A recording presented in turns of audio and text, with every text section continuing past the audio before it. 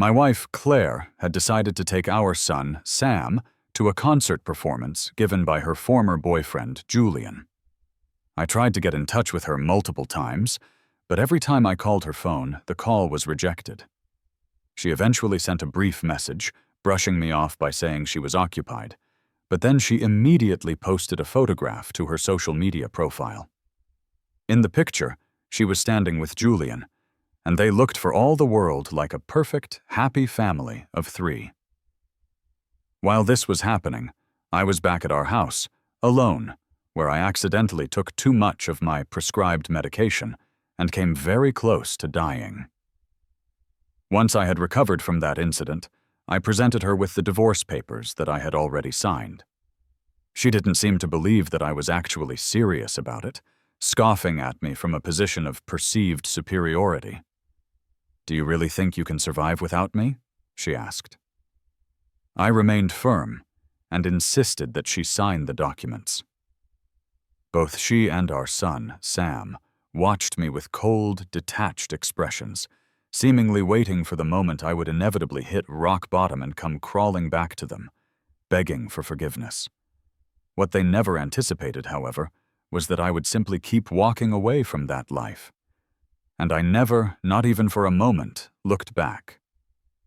In the period after I initially asked Claire for a divorce, her presence at home became increasingly rare. She started coming home less and less often. The photograph of her attending Julian's concert was gaining significant attention and trending on the internet. During this time, I was at home by myself, sitting at the kitchen table and carefully counting out the pills that my doctor had prescribed for my condition. Mrs. Gable, my caregiver, seemed like she wanted to say something to me but kept holding herself back. Finally, just as she was getting ready to leave for the day, she couldn't restrain herself any longer. "Mr. Evans," she said tentatively, "a little disagreement between a husband and wife is one thing, but if you push things too far, you'll just drive her away for good." I moved the organized pill bottles to one side, expressed my gratitude for her concern, and walked her to the door. After she left, I opened a bottle of whiskey, but I found that the more I drank, the clearer my thoughts became. I attempted to call Claire a few more times, but she ignored every call, eventually just sending me a brief, 2-word text message to dismiss me. "Busy." When the bottle of whiskey was empty, I staggered up the stairs. On the nightstand in the bedroom, there was a photograph of us from a time when we were happiest, our smiling faces pressed closely together. Comparing that image to our current situation, the irony felt crushing. I turned the picture frame so it was face down and went into the adjoining bathroom. The warm water of the bath enveloped me. My phone, which I had placed on the edge of the tub, buzzed. I picked it up. It was a news alert on the screen. I swiped it away and opened my messaging application, where I saw that Claire had updated her social media status just 10 minutes earlier. The picture she posted was a large group photo that included her parents as well as Julian's parents. In the front row of the photograph, Claire was standing on the right, Julian was on the left, and positioned directly between them was our son, Sam. The little boy was holding both of their hands, beaming happily at the camera. They genuinely looked like the real family. The phone slipped from my grasp and slowly sank to the bottom of the bathtub. I leaned my head back against the porcelain, the world spinning around me, and my stomach burning as if it were on fire. I thought about the 10 years we had spent together, progressing from a couple that everyone envied to 2 people who were now complete strangers. I used to be like Julian, a performer who shined on a stage. The first 2 years after Sam was born were the happiest period of my entire life. When he turned 2, I made the decision to return to work. My parents were driving me to the airport when we were involved in a massive, devastating car crash. My life plummeted from its highest point. In that single event, I lost both of my parents and was left with a permanent disability. Lying in that hospital bed, hearing the doctors tell me I might never be able to walk again, I felt completely hopeless. I lost the will to live. The pain was simply too much to bear. During the day, I could manage to force a smile and tell the people who came to comfort me that I was lucky to be alive, that surviving was the only thing that mattered. But when night fell, I couldn't stop wondering if I had done something terrible in a past life to deserve such a fate. After everything that happened, some people pitied me, while others seemed to take the opportunity to kick me while I was down. Some said I was an opportunist who had married young just to lock Claire down, and was now rushing my comeback because I was terrified of being abandoned. Others lamented that my parents had worked so hard to raise me, only to be dragged to their deaths because of my ambition. The words of comfort, the passive-aggressive jabs delivered behind my back, they all landed in my heart and grew like a snowball, threatening to crush what little will to live I had left. During one particularly painful dressing change, the pain was so intense that my face twisted into a mask. I gripped the bed rail, howling, my voice choked with sobs as I told Claire I couldn't take it anymore. She held me, her eyes red, stroking my back as if I were a child. While I was in the hospital, Claire's career was beginning to take off. But she dropped everything without a second thought to be by my side, day and night. She told me that money could always be earned, but there was only one of me. In that period, she was my rock, my everything, my entire support system. I naively believed that if I could just survive this, everything would be okay. I had to survive the wounds healing, survive the endless surgeries. I had to survive the risk of paralysis and survive the grueling physical therapy, only to face a broken life and a broken body. All of my past glory had vanished, like a bubble popping. I passed out in the bathtub. The next time I opened my eyes, it was to the sound of knocking at the door. I was still slumped in the tub, but the water had drained out at some point during the night. The floor was covered in vomit, mixed with pills that hadn't fully dissolved. The air in the room reeked. My hands, stiff and cold, gripped the edge of the tub as I slowly, painfully climbed out. I grabbed a robe and glanced in the mirror, seeing a haggard figure staring back at me. My hair was damp, my face was a deathly pale color, and my eyes looked lifeless. Dried vomit still clung to the corner of my mouth. It was only when I left the bathroom that I realized it was already the next morning, with the sun high in the sky. The knocking on the front door had turned into insistent pounding. I could hear Sam yelling, "Dad, get up!" I turned the knob, and he slipped inside, already wearing his little backpack. "Dad, hurry up, I'm going to be late," he said. He stopped mid-sentence, covering his nose and mouth with his hand as he backed away from me. He looked me up and down, his brow furrowed in disapproval. "You're so gross. What's that smell in here? Dad, you're home all day doing nothing. The least you could do is clean up." I forced a tight, pained smile and stepped back. "Sorry." Noticing how pale I looked, Sam looked away. "Forget it. You don't have to come to my field day." I wanted to say okay, but a powerful wave of nausea shot up my throat. I opened my mouth and threw up as everything went black.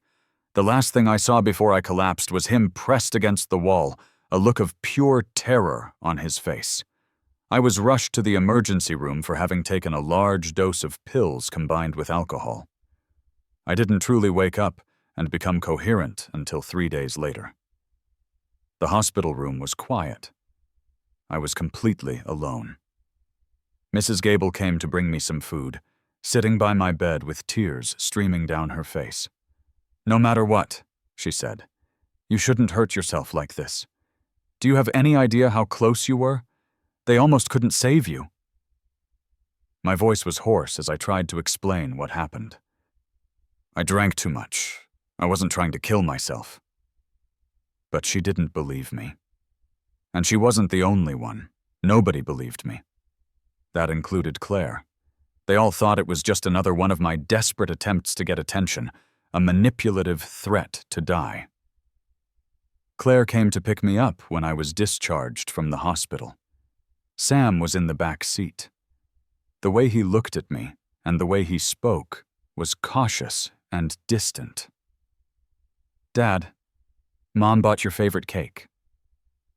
I glanced at the beautiful cake box in the back seat and just said, "Thank you." Claire was on the phone. Her profile was beautiful but cold, her long fingers tapping idly on the steering wheel. As I adjusted my seat, she hung up the call, took the seatbelt from my hand and clicked it into place for me. For a moment, we were very close, and I instinctively leaned back, away from her. She noticed my movement, paused, and looked up at me. I turned my head to look out the passenger window. That night, I discovered Claire had moved her things back into the master bedroom. I came out of the shower to find her making the bed. "You're sleeping here?" I asked. "Yeah," she replied. "Then I'll go to the guest room," I said. Before I could leave, Claire grabbed my arm. Her tone was uncharacteristically gentle. "Don't be difficult." We had been sleeping in separate rooms for over 6 months at that point. Any natural physical intimacy felt like a distant memory. We lay in the same bed, each on our own side, separated by a wide space. I woke up in the middle of the night, thirsty. Her side of the bed was empty. I got up to get some water. Through the slightly open balcony door, I heard Claire's voice on the phone. I hadn't heard her speak in such a gentle tone, with a clear hint of a smile in her voice, in a very long time. "Yeah, you can just handle it. It's fine. We can talk about it later." Her tone then shifted slightly. "He got out of the hospital today. He's doing okay. Don't worry." I drank my water and went back to bed. A few moments later, Claire came back into the room, and her side of the bed dipped as she got in. Just as I was drifting off to sleep, an arm wrapped around my waist. I jolted awake, shot up into a sitting position, and pushed her away from me. Claire turned on the bedside lamp and sat up.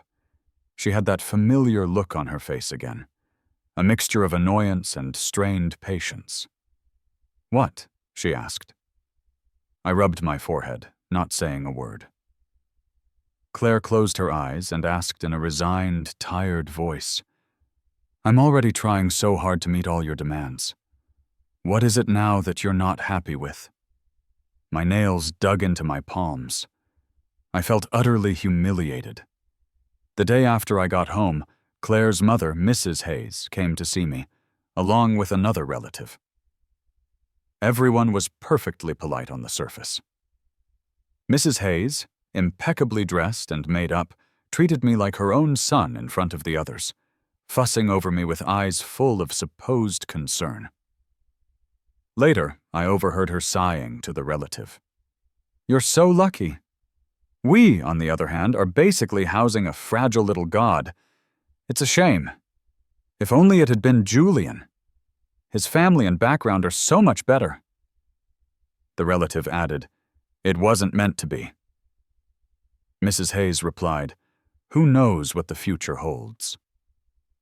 I was in the other room, reading the divorce agreement my lawyer had drafted. I gripped my phone tighter in my hand and pretended that I hadn't heard a single word. A week later, I had found a new apartment, packed my bags, and prepared the final divorce papers. I sent a message to Claire, reminding her to come home early that evening. It was pouring rain that day. I waited at home from 5 o'clock until almost 10 at night. Claire finally walked in, reeking of alcohol. Seeing me on the sofa, she froze for a second, as if she had just then remembered that I'd asked her to be home early. She glanced at the time and apologized. Something came up, I forgot. As long as you're back, I said. I handed her the folder with the papers. Take a look.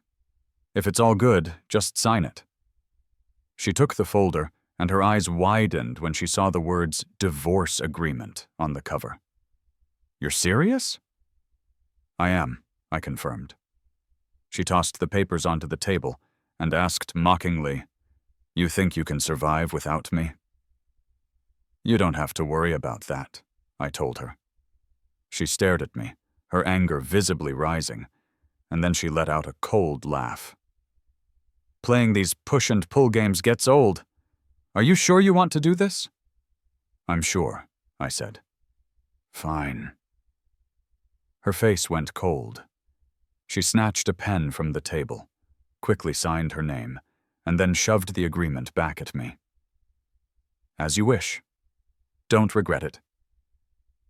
Claire stood up, then suddenly remembered our son. What about Sam?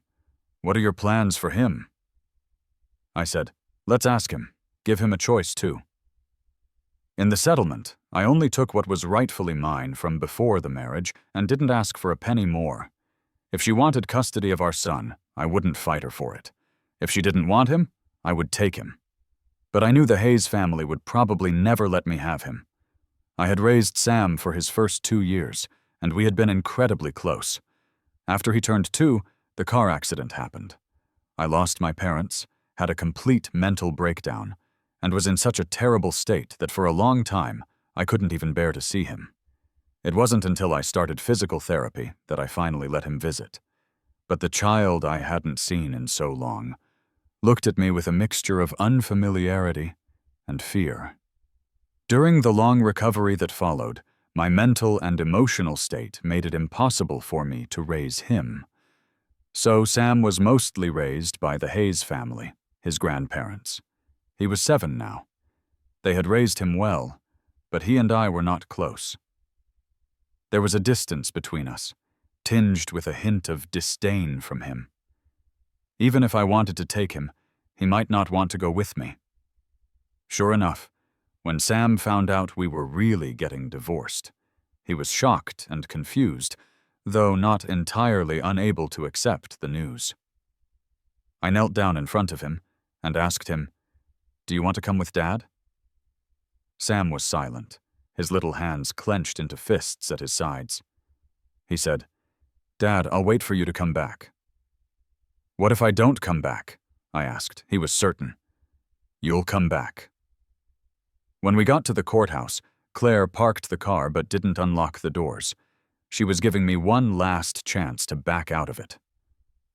Think it over before you get out, she said. 2 words came from me. Open it. As we walked out of the courthouse after it was finalized, she didn't ask where I was going, and I didn't offer to tell her. Claire got straight into her car and sped away, leaving me in her dust. After the divorce, I moved to the west side of the city. I decided to divorce Claire not because I had gotten over things or healed. It was quite the opposite. I had to leave her because I was completely stuck. I was afraid that if we stayed together any longer, one day I would completely lose control and drag her down to hell with me. When I started having extreme thoughts, I sought help from a therapist. Her final advice was to try setting myself free. She told me to leave Claire, leave that house, and give myself some time. She advised me to live each day as if it were my last, and do whatever came to mind. After trying all sorts of things, both meaningful and meaningless, then I could make a decision about this unremarkable life. Claire wasn't worth me completely destroying myself. It was the 10th day since I had left her, and it was the 10th day I had spent just looking down from my new apartment window. The rain had finally stopped, and the sun was out. The streets were slowly filling with people again. I pushed open my door, and for the first time in days, tried to go outside. Let them stare. I couldn't hear the whispers and pointing behind my back anyway. No one in this neighborhood knew the old Mark Evans. No one would compare the man I once was with the man I am now. If I dropped dead one day, people here would just say that a cripple died, that the man with the limp was gone. 3 months flew by. During that time, I forced myself to try all kinds of new challenges. I was almost cruel to myself, pushing myself into crowds, accepting the stares, the curious questions, and the ambiguous looks from strangers. Whenever I felt like I was breaking down, I would hide at home and drink. When I was drunk, it felt like 2 different people were screaming at each other inside my head. One said, "Just give up if you can't take it anymore." The other one jumped up and down, yelling, "Why should you give up? You've been through so much pain and hardship already. You've come this far, so why give up now?" In my 2nd month of being divorced, I went for a follow-up appointment with my doctor. She praised me, saying I was doing much better. We talked for a long time. She said I wasn't really afraid of people's strange looks. I was just like Claire, unable to accept my own imperfections. In the 3rd month, I got to know my next-door neighbor, Mrs. Finch. She was retired and had 2 grown children. Her daughter owned a small bakery at the entrance to our complex. Mrs. Finch had an amazing attitude toward life and a great sense of humor. We talked about my leg. She said, "So, one's bad, but don't you have another good one?" When we talked about my career regrets, she said, "Life isn't spent on the stage. It's spent in the audience. If you can't be a performer, be a spectator." As I ate the dumplings she had made for me, I smiled until my eyes filled with tears. Once we became friends, she dragged me to the supermarket for the 8 p.m. sale, shoving through the crowd and yelling at me to hurry up. She got me a part-time job at her daughter's bakery, and when business was good, she would reward me with a little cake. She even pulled me into the community dance group, saying, "You can help coach us old ladies." I helped them with their moves, and sometimes even choreographed routines for them. Somehow I had blended into the neighborhood senior squad. Before, I was the one they whispered about. Now I sat with them and listened to them whisper about other people. Suddenly, the phrase, "all men are created equal," took on a whole new meaning. The dance group started getting more official, even getting matching uniforms. The well-connected Mrs. Finch found a young guy to help take some nice videos and photos for them. While he was shooting, Mrs. Finch suddenly pointed at me. "Hey, get a few shots of Mark, too." The others chimed in with encouragement. I looked at the dark lens of the camera and instinctively waved my hands, refusing. A pair of hands rested on my shoulders, stopping me from backing away. Mrs. Finch smiled at me. "Just strike a couple of poses. You have a great physique. The pictures will look amazing." "Yeah, they will. Don't be nervous." I was very nervous. My throat was dry. It felt like my first time on stage all over again. My heart pounded, and my head felt a little dizzy. I couldn't position my body naturally. They all noticed, but no one rushed me. The young photographer, Ryan, looked at the pictures in his camera, thought for a moment, and asked, "Can we get some background action?" The music started, and the ladies began dancing with their fans. With them as my backdrop, I stretched my body and went through a few simple, basic dance poses. The shutter clicked away, followed by a chorus of praise. "Great, great, that's fantastic. Look more natural, and you'll be even more handsome. This guy is handsome enough to be a star." A smile crept onto my lips, and I instinctively looked at the camera. Just then the music stopped, and a familiar voice called out, "Dad!" I turned toward the sound and saw Sam standing next to Claire and Julian.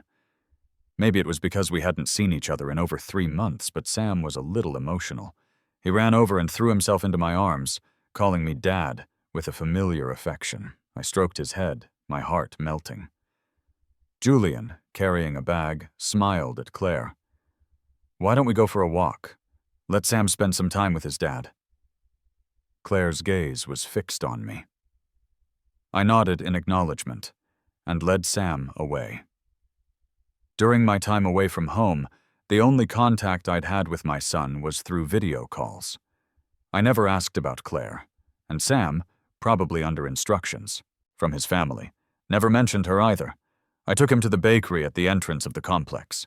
On the way, he kept looking around at the neighborhood. When we sat down inside, he couldn't hold it in any longer. "Dad, why did you have to come here?" Before I could answer, he added disdainfully, "It's so remote here, and not nearly as nice as our neighborhood." I pushed a slice of cake toward him and handed him a fork. "Nice isn't the most important thing. What's important is that Dad is happy living here." He swung his little feet and took a bite of cake. "Is it good?" I asked. Sam nodded, then took another bite. "It's delicious." He looked at me with his clear eyes, a hopeful expression on his face. "Dad, when are you coming home?" I wiped a smear of cream from his face with a napkin and told him gently, "Dad and Mom are divorced. We all have our own lives now."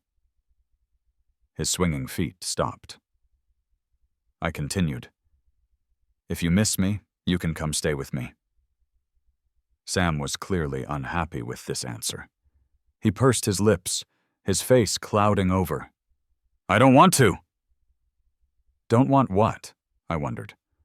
For his parents to be divorced, or to come live with me? I decided to change the subject and asked him about his life recently. Sam jabbed at the cake with his fork, ruining the delicate dessert. He said, "I've been having so much fun. Uncle Julian comes to play with me all the time." A lump formed in my throat. I forced a smile. "Is that so?" Sam glanced at me and went on. "We went to the amusement park and the water park. He buys me toys, and he even bought me a little bunny to take care of. Uncle Julian is a great cook. His fried pork ribs are amazing. He can sing and draw and dance." "Do you like him?" I asked. Sam nodded enthusiastically, as if showing off a new toy. "He's handsome and gentle, and he'll buy me anything I want. Not like you, Dad. You're so cheap." He took another bite of cake, his legs swinging again. "If you don't come home, I'm going to let Uncle Julian live with us." He said it like a child threatening. "If you don't play with me, I'll just go play with someone else." I stroked his head and told him, "You can let whoever you want live there. Dad isn't coming back." Sam's eyes widened in shock. "Never coming back? Then who will make me my teddy bear cookies?"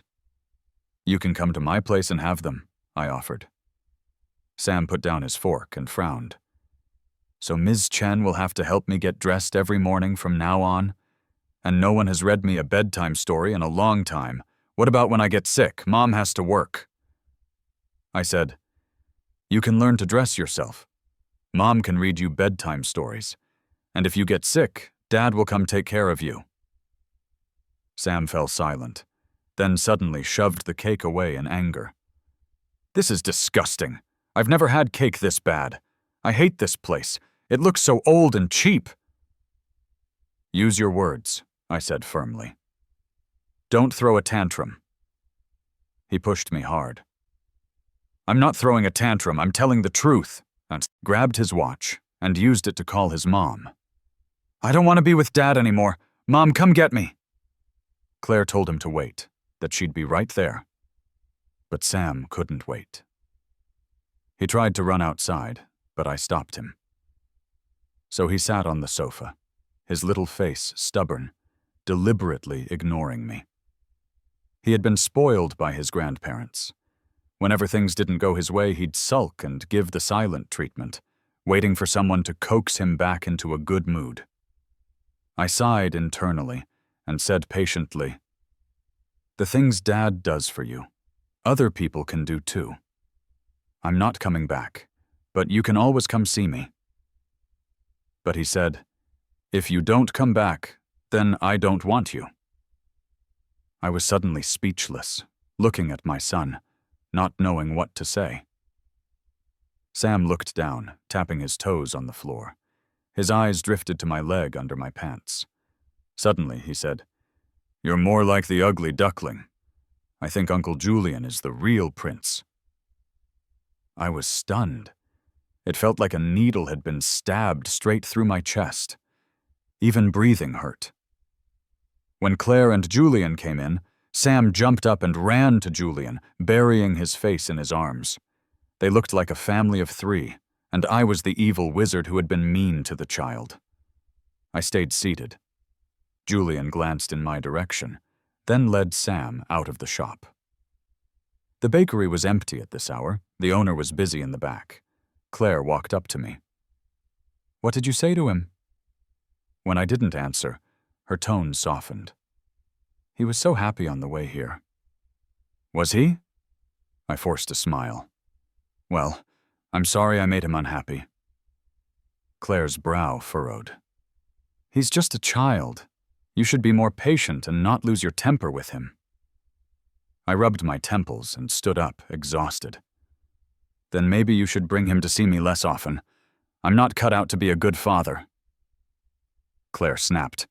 "You're his father. If I don't bring him to see you, who am I supposed to take him to see?" I raised my eyes and stared at her silently. After a moment, she stiffly changed the subject. "How have you been doing here?" "Fine." "Fine?" She gave a slight smirk. "I saw you were having your picture taken. When did you become willing to do things like that again?" "After I left you," I said. "Besides dying, I'm willing to try anything." Claire's face instantly darkened. I started to walk away, but she stepped in front of me, blocking my path. "Sam has been thinking about you this whole time." Her tone was harsh. "You've had your fun. It's time to make arrangements to come home and spend time with him."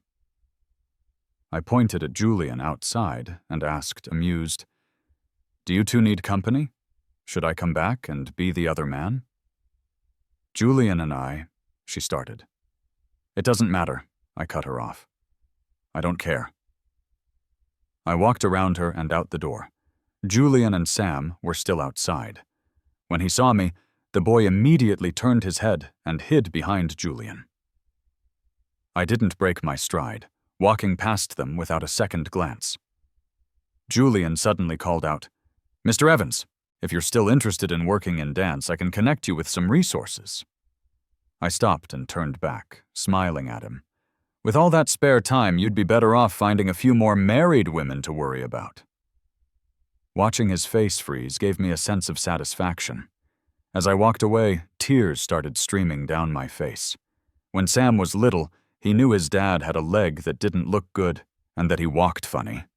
When I went to his kindergarten for events, the other kids would crowd around and ask questions. Whenever I was sad, he would hug me and say, "Dad, your leg isn't ugly. You're a prince." But now, he was telling me I was like the ugly duckling. After that unpleasant meeting, Sam stopped even video calling me. To everyone else, he was a praised little gentleman. But at home, especially with me, he would let his temper fly. Even though I did my best to teach him, in the end, he was more like the Hayes family in every way. The young man who took the photos that day was named Ryan. He was a photographer and a short-form video blogger. He had asked me if he could use my photos as part of a video. Ryan showed me his account, which had hundreds of thousands of followers. He mostly posted about his daily life with his girlfriend. His girlfriend's name was Chloe. She had been in a car accident a year ago and was still in a wheelchair, working hard on her recovery. We talked for a long time, and I eventually agreed to his request.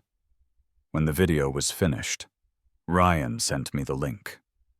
In the latter half of the group montage, I saw myself on screen. My body was stretched out, sunlight hitting my fingertips, looking back at the camera with a slight smile on my face. Moving forward wasn't as hard as I thought. 2 weeks later, Ryan posted another video. I clicked on the notification. The young couple on screen was no longer their usual cheerful selves. They looked serious. Chloe sat in her wheelchair, her eyes red and swollen, her voice breaking several times as she recounted what had happened to her. During her rehab at the physical therapy center, she had been sexually assaulted by her primary physician. My ears started ringing. My mind latched onto a few keywords. Crestview Medical Center. Dr. Marcus Thorne. Dark memories from my past flooded back. I was pulled back into a terrifying nightmare.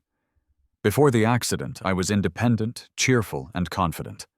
After the accident left me disabled, I became insecure, sensitive, paranoid, and emotionally unstable.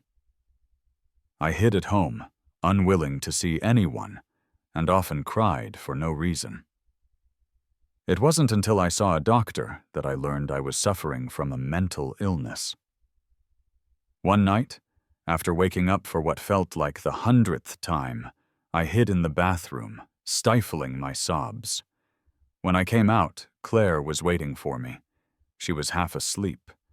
She reached out, wiped the tears from my eyes, and casually told me to go back to bed. Less than 2 minutes after we lay down, she was fast, asleep.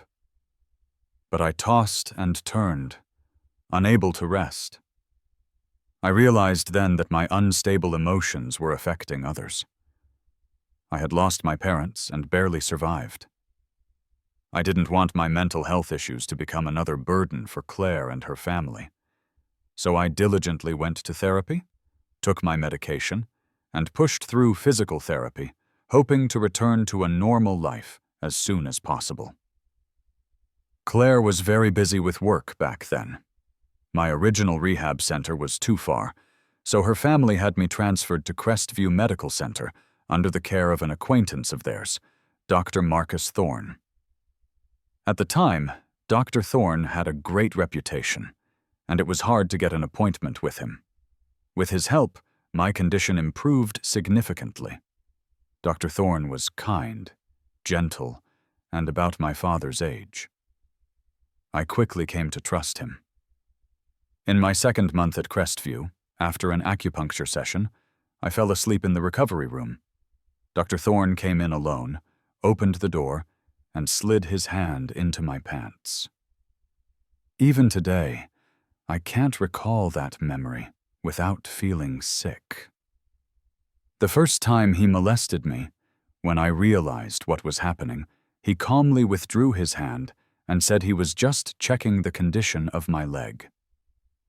He was so nonchalant that I couldn't trust my own judgment. I left the hospital, but I couldn't shake the disgusting feeling of his touch. I was a married man with a child.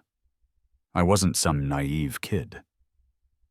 Dr. Thorne's actions had clearly crossed a line, but my trust in him was so established, and we had plenty of physical contact during rehab. I tried to convince myself I was overthinking it, that it was a misunderstanding. But every time I closed my eyes, I saw his cloudy, leering gaze. I was restless day and night, and I began to dread going to the hospital, dreading facing him. After a long struggle, I finally told Claire I wanted to switch hospitals. She asked why. I told her Dr. Thorne had done something that made me uncomfortable. Before I could explain further, she rubbed her temples and placated me dismissively. "I'm so busy right now. Can you just be good for me? Just hang in there a little longer for my sake." She didn't even ask what had happened. Looking at her tired face, I swallowed all the words I wanted to say. I was afraid of Dr. Thorne, but I was also afraid of the Hayes family frowning at me, as if I was just another massive burden. The second time he molested me, it was in the same therapy room. The moment he slid his hand inside, I woke up, lying frozen on the bed.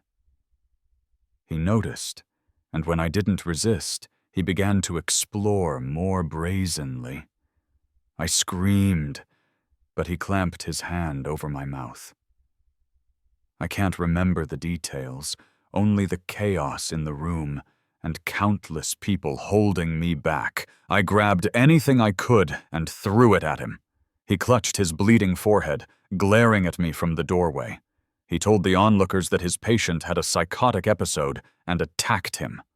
I was hysterical, sobbing and shaking, clutching my caregiver's sleeve, my words a jumbled mess.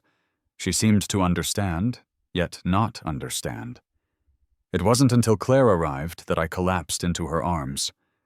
After I calmed down, I shakily told her what happened. Dr. Thorne had assaulted my injured leg, the one with atrophied muscles, covered in ugly scars. For the rest of my life, I will never forget the look of doubt in Claire's eyes. Her first reaction was disbelief, but I insisted, so Claire called the police. Dr. Thorne adamantly claimed he was just doing his job and had no idea why I suddenly became so agitated. A doctor with a stellar reputation, a patient with a known mental illness. No one believed me. I had no evidence of what happened in that room.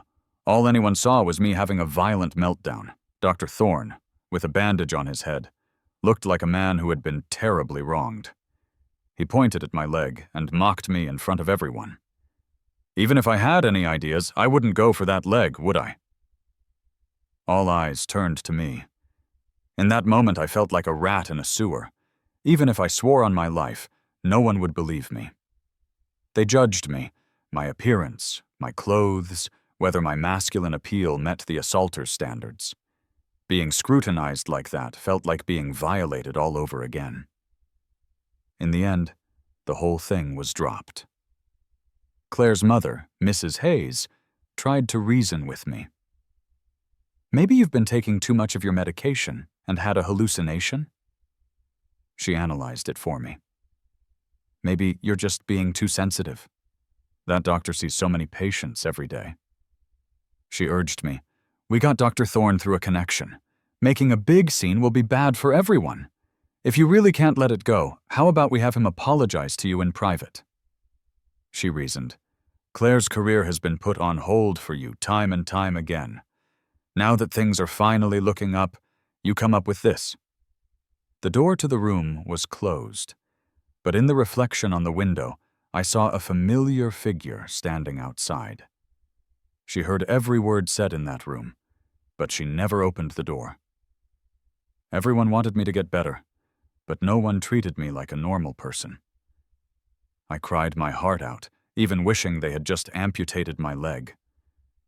I looked it up, asked doctors if it was still possible to have the surgery.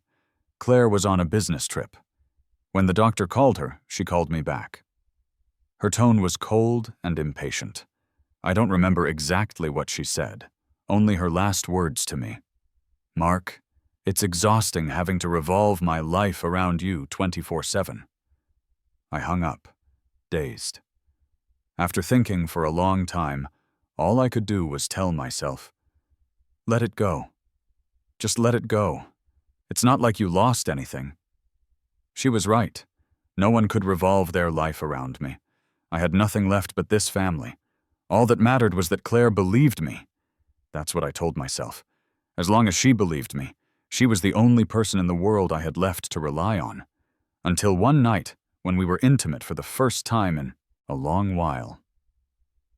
During foreplay, I couldn't stop thinking about the assault.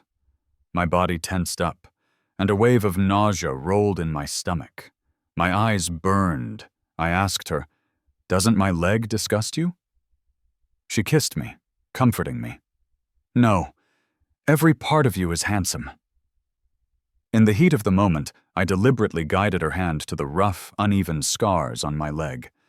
Claire, who had been completely into it, suddenly went cold. We looked at each other for a long time. In that instant, a crushing despair washed over me. My suspicion was confirmed. She didn't believe me. From the very beginning, she never believed Dr. Thorne would molest me. It was an ugly truth even she couldn't face. What kind of man would be interested in something so hideous? Every time I tried to overcome my challenges and move forward, I would look down and find Claire busy trying to cover up my flaws. The person who was always encouraging me was actually less able to accept my imperfections than I was. She loved me, but only the flawless version of me. From that point on, I found it increasingly difficult to be intimate with her.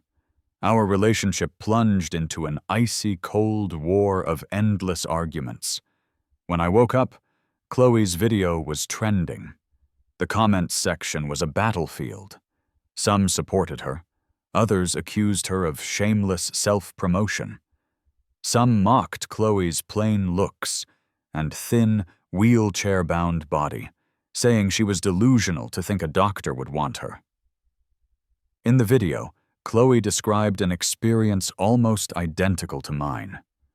Not enough evidence, a complaint to the hospital that led to a promise of an investigation, but no follow-up. They went to the police, only to have Dr. Thorne counter-sue for defamation. I watched her video over and over, reading the cynical and mocking comments. Every time I closed my eyes, I saw Dr. Thorne's invasive, disgusting gaze, his passive-aggressive sneer. "Young man, try not to be so sensitive next time." I couldn't sleep for days. Then I saw that Julian had posted a long message on X. Dr. Thorne was his uncle. He staunchly defended him, writing a 1,000-word essay praising his uncle's medical ethics and character. At the end, he insinuated that the influencer couple was just creating drama, that doctor-patient relationships were already strained, and he hoped people wouldn't break the hearts of good doctors. Julian had become very popular online recently. As a successor in traditional dance, his solid skills and brilliant performances, especially on a recent reality show, had sent his popularity soaring. With him leading the charge, the people attacking Chloe became even more vicious, flooding her comments with vile insults. I contacted Ryan. On the phone, he told me they had already filed a police report and were working with a lawyer to gather evidence for a lawsuit. I asked him directly, "Do you believe what your girlfriend is saying?" He paused for a moment, perhaps because he'd heard that question too many times. His voice was incredibly sincere. "Man, please believe Chloe. Doctors saved her life. She respects them more than anyone.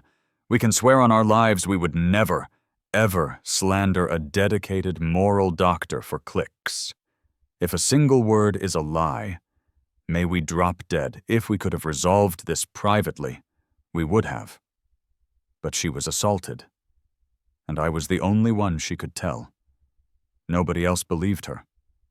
A lot of people are attacking her looks, her body, her job, judging whether she was assaultable. But a victim should never have to meet a certain standard to be believed." By the end, Ryan was choking up. "Me just saying I believe her isn't enough.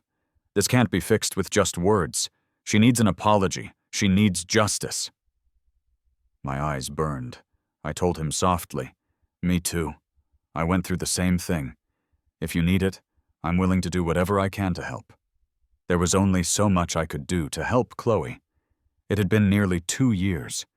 Even if I reported it again now, it wouldn't do much good. But watching the attacks on her, an idea formed in my mind.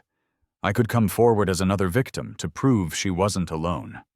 After a lot of mental preparation, I turned on my phone's camera and started recording from the script I'd written. I recounted my past experiences, sentence by sentence. Some details were fuzzy and required me to dig deep into my memory. The pain was like a dull knife grinding against bone. The assault had destroyed not only my psyche and my self-respect, but also my trust in Claire's entire family. No one had stood behind me as firmly as Ryan was standing behind Chloe. Because Chloe's story was already viral, my video quickly gained traction. Many people came to watch, some demanding the truth, others recognizing me from Ryan's videos and mocking me, asking if Chloe and I were teaming up to launch our careers. Some even started rumors that we were part of an agency-led publicity stunt. Among the comments were some particularly sharp ones. "I recognize him. I think I saw him at the XX massage parlor." Not only was the comments section a mess, but my DMs were filled with obscene messages. For my own safety, I stayed home. Mrs. Finch, my neighbor, was away on vacation. One night, there was a sudden knock on my door. I was drying my hair after a shower. The sound made my heart pound.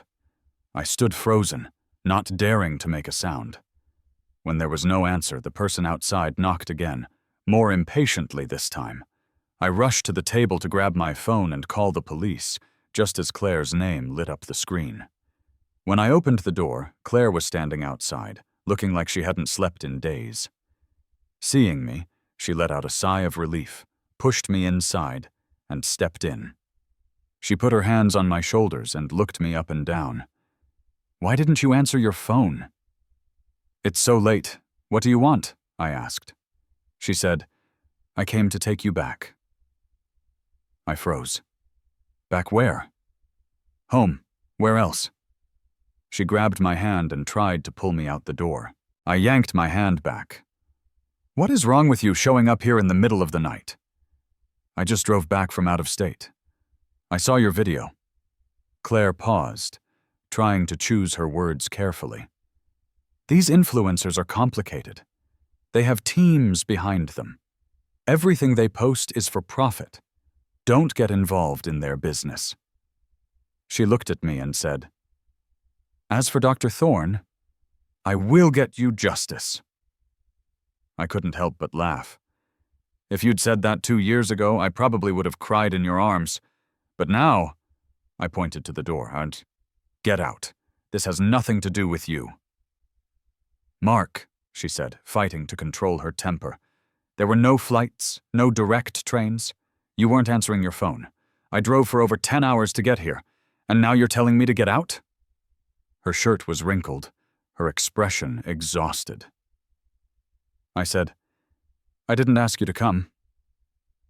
Claire froze, a wounded look on her face. She tried to smooth things over. "Don't start a fight with me now, not when you're upset." "Who's fighting? I'm an adult, not a child. I repeated myself. Leave. We're divorced. Stop bothering me." Claire laughed, enraged. "Every time I have to coddle you, I feel so pathetic. Mark, I can't be the one to always back down first." "I never asked you to back down, not once." Old wounds rushed to the surface, and I lost control. "You don't want to leave?" "Fine. Then tell me, how are you going to get me justice?" She started to speak, but I cut her off. "Back then, your mother said if it was really that bad, we could just have Dr. Thorne apologize to me. If you all really thought he did nothing wrong, why would you want him to apologize? And if you were willing to get an apology, why wouldn't you let me see it through to the end?"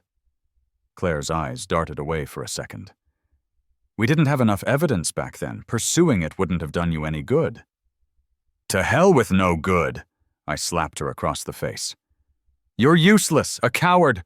Your husband gets assaulted, and you don't do a damn thing." She dodged as she tried to restrain me. "Calm down." Years of resentment and pain erupted. "You all just picked on me because I have no parents, because I have no one to stand up for me."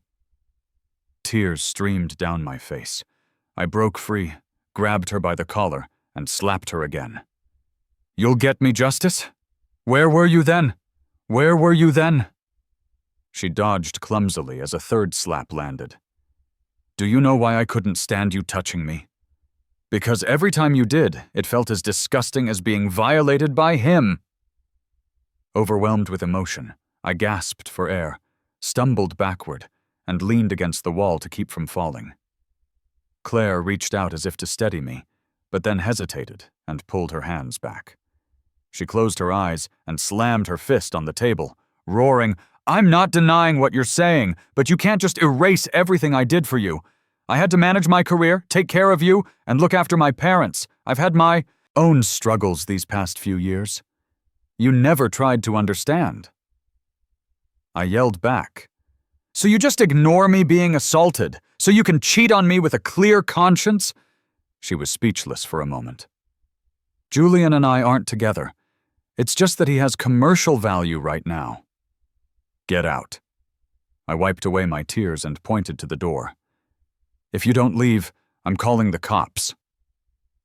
After a tense standoff, she turned and left. Before I closed the door, I said, "You didn't used to be this disgusting." All this time, her family, and she herself, all felt they had done right by me, that they had been more than generous. No other family would tolerate a son-in-law like me. Few wives would sacrifice as much for their husband as she had for me. But from the moment they started seeing me as a burden, we were no longer equals. No one respected me, not even my own child. The buzz around Chloe's story continued to grow. The police investigation would take time, but the online chatter wouldn't stop. I cut back on my internet time and tried to focus on other things. Claire started coming to my apartment every day. If I didn't let her in, she'd wait downstairs. She would follow me silently when I went shopping or took out the trash. I treated her like she was invisible, but I never expected someone would take pictures of us together and post them online. Many bloggers were riding the wave of this story, even making videos analyzing Chloe and me. A gossip account claimed I was some 18th-tier influencer being kept by a wealthy benefactor. My DMs filled up with more hate mail and disgusting jokes. Claire stopped bothering me for a few days, but one night she called me drunk. "I just don't get it," she slurred. "What do you even want? Weren't you terrified of being talked about? What good does exposing yourself to the public like this do you? You want an apology? I'm powerful enough now. I can make Dr. Thorne apologize to your face. Is that still not enough?" I replied calmly, "Don't forget to wash your face with your morning piss. Might help you sober up." A few days later, there was a breakthrough. Someone else went to the police. A third victim of Dr. Thorne had come forward. According to Ryan, her situation was even more vulnerable than ours. She came from a low-income, single-parent family. She was only able to get rehab at Crestview through a charity foundation, but she ended up suffering the same fate, and her case was far worse than ours. Dr. Thorne had tormented her for over a year. He had a particular fetish, and seeing that she was young and had no one to protect her, he used threats and manipulation against her. The more I heard, the sadder I became, wondering how many others he had hurt. Then, after the rumors about me being a kept man, new rumors started that I had interfered in Claire and Julian's relationship. It started because of a photo Julian had included in a collection on his X account, a picture of just the two of them from the day of his concert. That post had trended in the past. This year, Claire had invested in Julian's show, made a point of attending his performances, and even driven him home late at night several times. Photos of these instances had been circulated by gossip accounts, which referred to her as Julian's mysterious girlfriend. Suddenly, Julian's fans started attacking me, cursing me out. Someone even got my phone number and started harassing me with calls. I had only posted one video, but I had been cast in a dozen different roles. After I got a new number, I received a text that sent a chill down my spine. "Unknown sender. I know where you live. Homewreckers deserve to die." I had to laugh. I get cheated on, and now I'm being called the other man. The audacity. The public outcry was deafening, but Julian's camp was silent. After filing a police report, I set up my phone and faced the camera again.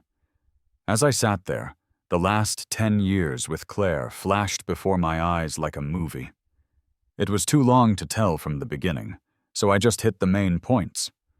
I posted screenshots of all the attacks I'd received and explained why I was making the video. Claire cheated. Julian knowingly got involved with a married woman. I showed our divorce certificate. The video set off a firestorm. When I was being slandered, neither of them had said a word. One was a businesswoman who had once built a public persona as a devoted wife. The other was a famous dancer. Eagle-eyed netizens quickly connected the dots. I got divorced on the 12th. On the 14th, Julian was photographed grocery shopping with Claire and Sam.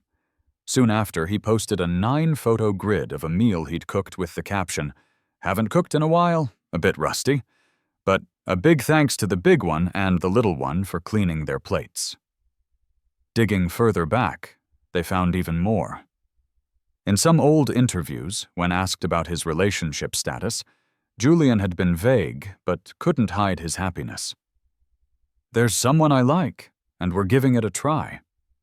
At that time, Claire and I were still married. A rising star's fall from grace is a hot topic. The story blew up. Gossip accounts compiled everything, digging up details from the early days of Claire's company, when she had frequently spoken in public about her relationship with her husband. From college sweethearts to the wedding, to my accident, and her story of sticking by me through thick and thin. During that time, her public image was that of a responsible, devoted woman. No one knew that while I was trapped at home, unable to even go outside, Claire was using my pain to build her career and her image. I could never bring myself to watch those interviews. I don't know how many tears I shed in private. She did sacrifice for me. She wasn't lying. But I couldn't stand being put on display and sold by my wife while I was still struggling to get out of my darkest place. I had a bad leg. I had accepted others' kindness, but it felt like I was now a second-class citizen to everyone. The story, now a complete timeline, was explosive. A 10-year relationship, a crippling accident, followed by assault from a corrupt doctor.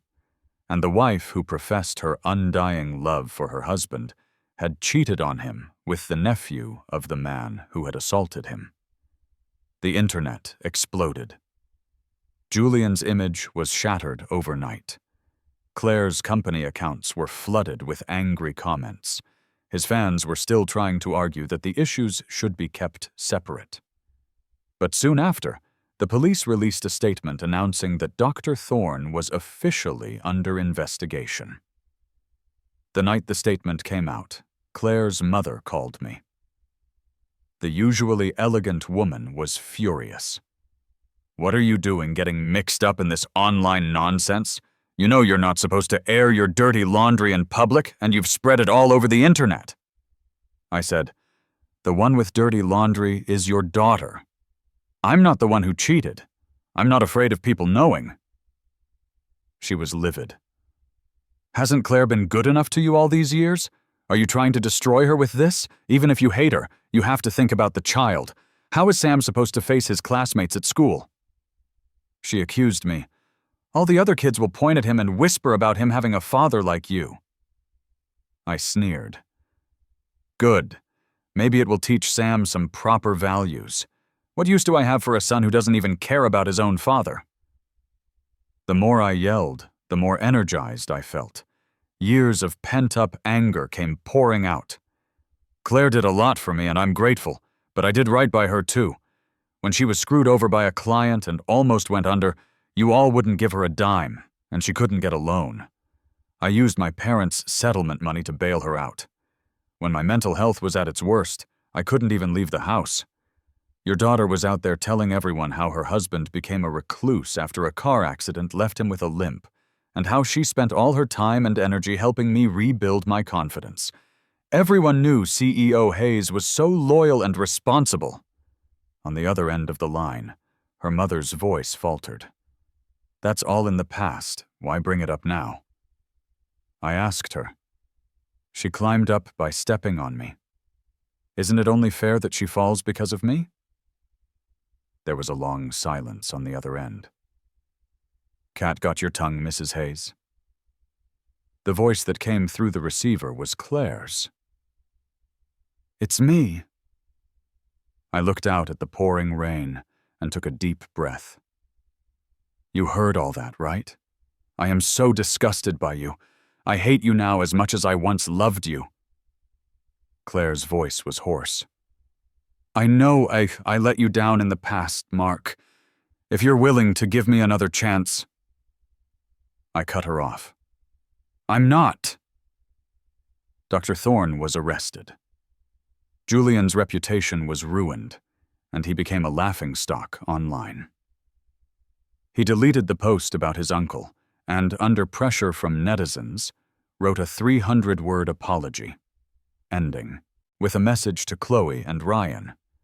But people weren't done with him yet. They demanded he apologize to me.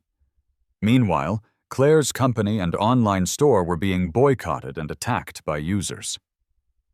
3 days later, Claire opened her own X account and posted an apology letter. She barely mentioned me, only saying she was sorry. As for Julian, he probably had no other explanation, so he admitted that he and Claire were high school sweethearts who had reconnected after he returned to the country to pursue his career. He claimed they had always been business partners, and that my relationship with Claire had been broken for a long time, though we hadn't legally divorced.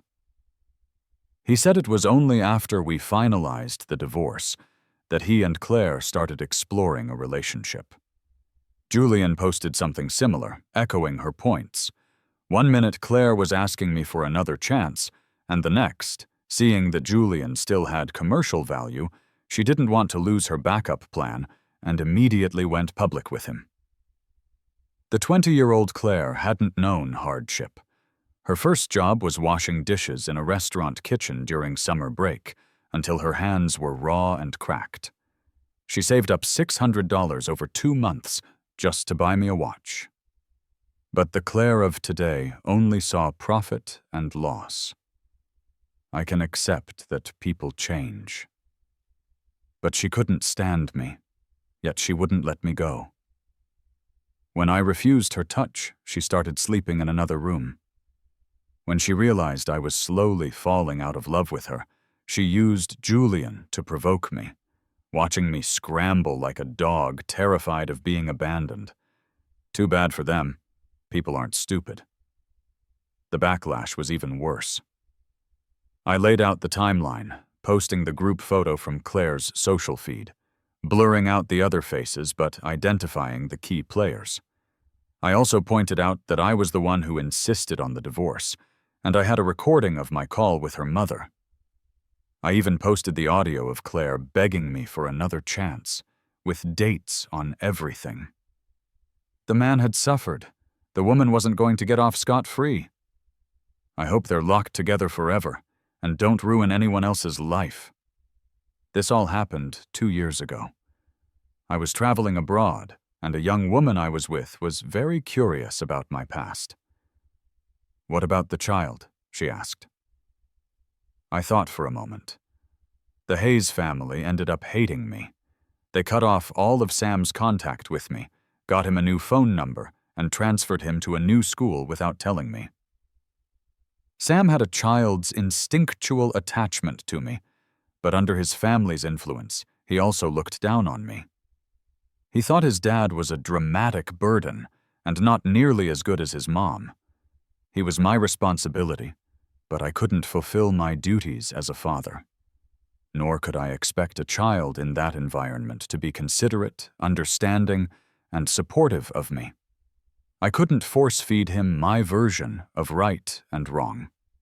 These conflicts had nothing to do with him in the first place. After Dr. Thorne was sentenced, I received an interview invitation from an old friend from my university days. He had started his own company overseas. If I passed the interview, I'd have to work abroad. The contract was for 5 years. Before I left, I went to see Sam one last time and asked him if he wanted to come with me. He asked me, "Grandma said you ruined Mom. Is that true?" I stroked his head. "No, Dad didn't do anything wrong." Sam struggled for a long time before finally taking a step back. He said, "Dad, I don't want to go with you." I had expected this. I gave him a hug and said goodbye. As the car started to move, Sam kept watching me go. After we'd driven a short distance, he suddenly started chasing the car, running as fast as he could. He fell, scrambled back up, and kept running. His heart-wrenching cries of "Dad!" echoed down the street. The driver saw him in the rearview mirror and asked gently, "Should I stop?" I sat in the car, tilted my head back to wipe away my tears, and shook my head. He didn't want to come with me, and I couldn't endure another 10 years of swallowing my pride to raise a child who already had a negative view of me. Our father-son bond was just not meant to be. The young woman pressed, "So what about now? Do you talk much? Did your trashy ex-wife just get to live happily ever after with her new guy?" I took a sip of my coffee. Not exactly. After his scandal, Julian's career in entertainment took a major hit. After being boycotted, he never appeared on another show. He went back to his dance troupe, but I heard his position was eventually taken by a newcomer. A year after it all happened, Claire's company started going downhill.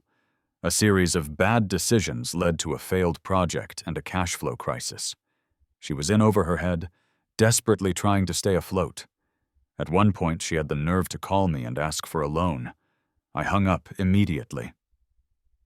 When I occasionally talked to Sam, he would tell me glumly that Claire and Uncle Julian were fighting a lot. Julian wasn't as nice to him anymore.